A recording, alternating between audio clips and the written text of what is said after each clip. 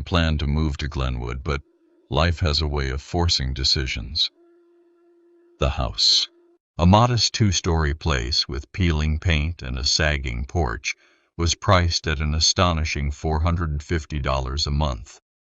Suspiciously cheap, even for a small Midwestern town miles from the nearest city. Yet, with my funds dwindling and a new job teaching sociology at the local community college, I couldn't pass it up. The landlord, a stoic man named Mr. Holloway, met me on the front steps the same day I called. He had thinning hair, a cigarette dangling from his lips, and a voice that rumbled like distant thunder. He didn't ask many questions.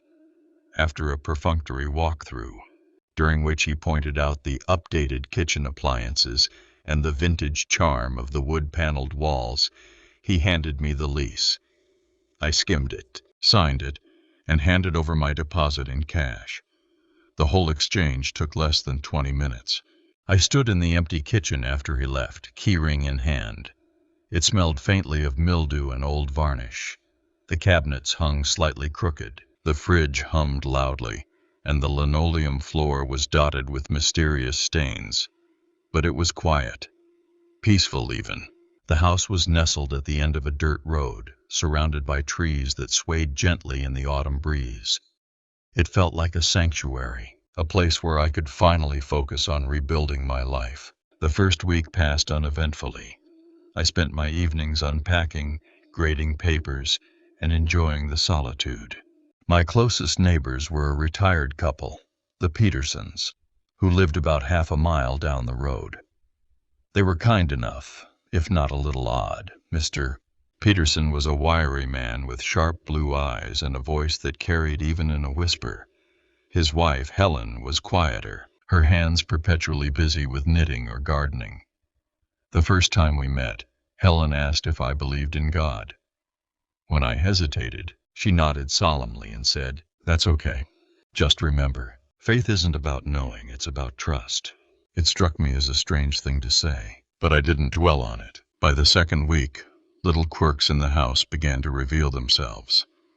The pipes groaned at odd hours. The porch light flickered incessantly. The basement, which I had only briefly glanced at during the initial walkthrough, seemed to radiate an unnatural chill. One evening, as I sat grading essays in the living room, the TV turned off on its own. I blamed it on the old wiring and resolved to call an electrician when I had the time. It was during my third week that the first truly odd thing happened. The carpet on the stairs began to peel away at the edges. Concerned about tripping, I decided to remove it. Underneath the frayed fabric was a layer of padding that had been glued down with a tenacity that bordered on obsessive. As I tore at it with a claw hammer and knife, I uncovered a large, dark stain on the landing. It was roughly the size of a dinner plate, brownish red, and stubbornly refused to fade no matter how much I scrubbed. That night, as I lay in bed, I was startled awake by a loud thud. My heart raced as I strained to hear any follow-up sounds. The house was silent, save for the faint creak of settling wood. I grabbed a flashlight and tiptoed to the stairs. The landing was empty, the stain glistening faintly in the moonlight filtering through the window. A chill ran down my spine as I stood there, flashlight trembling in my hand. The next morning, I dismissed the noise as the house settling and resolved to focus on work. But as the days went on, small incidents began to accumulate. The faint smell of cigarette smoke lingered in the air, even though I didn't smoke. Doors creaked open on their own. Once, I woke up to find the kitchen door unlocked, though I distinctly remembered bolting it the night before. And then there was the truck. It appeared one night as I returned from a late lecture. A pale blue pickup with rusted edges and a faintly shimmering coat of faux wood paneling. It was parked at the end of my driveway, its headlights off, engine idling softly. I slowed as I approached, my pulse quickening. But before I could make out the driver's face, the truck roared to life and sped off, tires kicking up a cloud of dust. I stood there, staring after it, my breath visible in the crisp night air. The truck began appearing regularly, always at night. Sometimes it would park just out of sight, its faint outline visible through the trees. Other times, it would drive slowly past the house, its engine growling ominously. I considered calling the police, but something held me back. Maybe it was the Petersons' cryptic warnings about minding my own business, or perhaps it was the unsettling feeling that no amount of law enforcement could solve whatever was happening. One night, as I lay on the couch trying to distract myself with a true crime documentary, the TV screen flickered. The sound of the narrator's voice warped and distorted, replaced by faint static. I reached for the remote to turn it off, but before I could, an image flashed on the screen.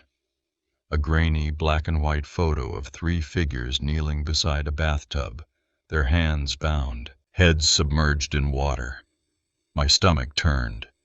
The image was gone as quickly as it had appeared, replaced by the documentary's cheerful logo. I stared at the screen, my heart pounding, unsure if I had imagined it. The following day, I visited the Petersons. I described the truck and the strange occurrences, hoping for some reassurance. Helen listened quietly, her knitting needles clicking rhythmically. When I finished, she set her work aside and fixed me with a steady gaze. Some places, she said, remember pain, and some people, she paused, glancing at her husband, who shook his head almost imperceptibly. Well, let's just say, it's not always wise to dig too deep. The turning point came in early November. The days had grown shorter, the trees bare and skeletal against the gray sky. I was grading papers late into the night when I heard a sound that froze me in place. A faint, mournful cry, like someone calling for help. It came from the basement. My first instinct was to ignore it, to pretend I hadn't heard. But as the cries grew louder, more insistent, I couldn't shake the feeling that someone, or something, was down there. Clutching a flashlight and a heavy wrench, I descended the creaking stairs. The air grew colder with each step, my breath visible in the narrow beam of light. The basement was cluttered with old furniture, stacks of yellowed newspapers, and boxes labeled in faded marker. The cries had stopped, replaced by an oppressive silence. I swept the flashlight across the room, my heart hammering in my chest. Then, in the corner, I saw it. A dark figure crouched beside an old clawfoot tub. I froze, the flashlight trembling in my hand as I tried to process what I was seeing. The figure didn't move, didn't react to the beam of light flickering across it. I took a hesitant step closer, gripping the wrench so tightly my knuckles ached. As I approached, I realized it wasn't a person at all. It was a shadow, a void-like imprint on the air itself, impossibly dark against the pale walls of the basement. And then, just as suddenly as I'd noticed it, the shadow dissolved, vanishing into the dim corners of the room. I staggered back up the stairs, every hair on my body standing on end. That night, I slept with the lights on, my wrench within arm's reach. I told myself it was a trick of the light, my imagination running wild in the silence of the house. But deep down, I knew better.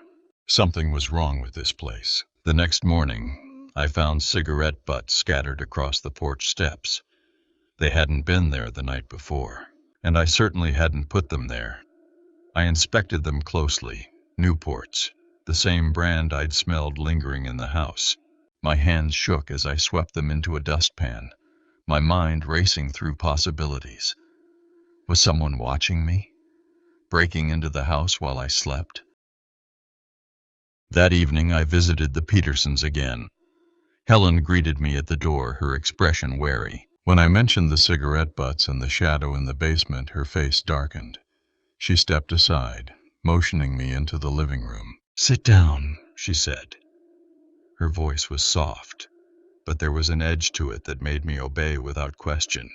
She began to tell me about the house, her words measured and deliberate. Decades ago, a family had lived there. A father, mother, and their adult son. They had kept to themselves mostly, but one night, the father had driven into town and never come back.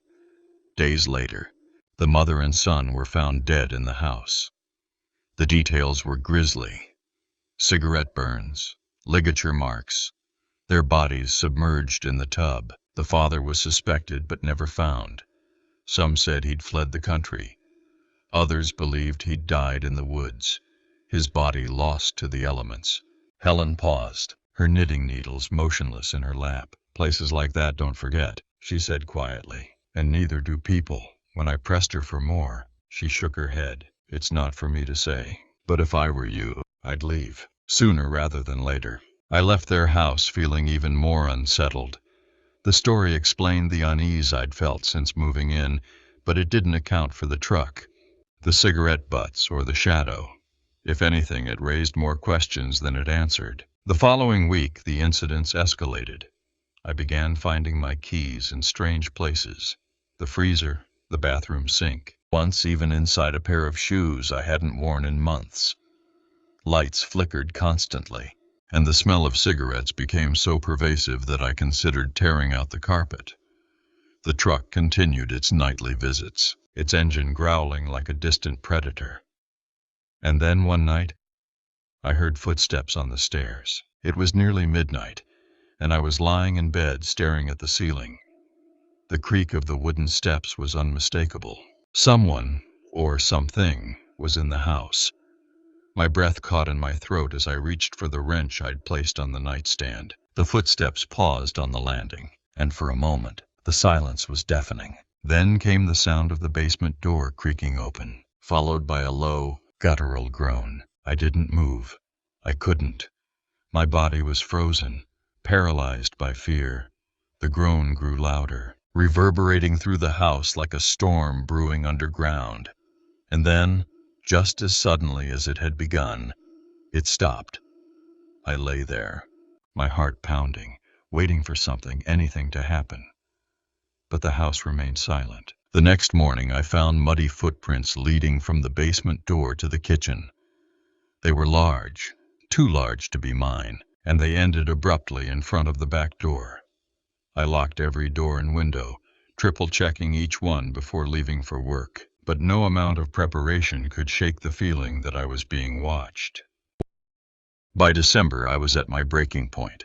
My grades had slipped, my hair was falling out in clumps, and I'd developed a persistent cough from the cigarette smoke that seemed to seep into every corner of the house. I tried to convince myself it was all in my head, that the stress of moving and starting a new job had taken its toll. But deep down, I knew the truth. The house wasn't just haunted, it was alive, feeding on my fear, my sanity.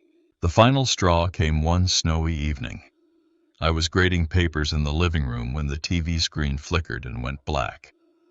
A moment later, an image appeared, a color photograph of a bathtub surrounded by pink tiles. My bathtub. The water was murky and red, as though stained with rust or something worse.